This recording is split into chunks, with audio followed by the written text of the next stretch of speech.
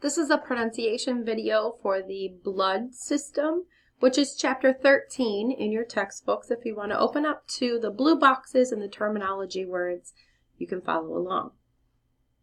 We start with basophil, hypochromic, anticoagulant, coagulopathy, cytology, eosinophil, erythroblast, granulocyte, hemolysis, hematocrit, hemoglobinopathy,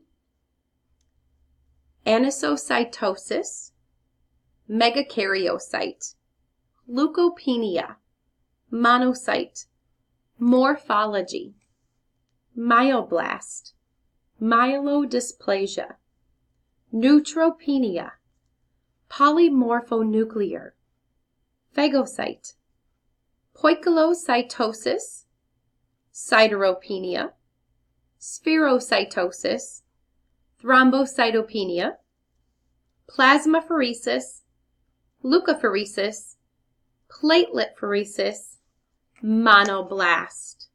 Turn the page.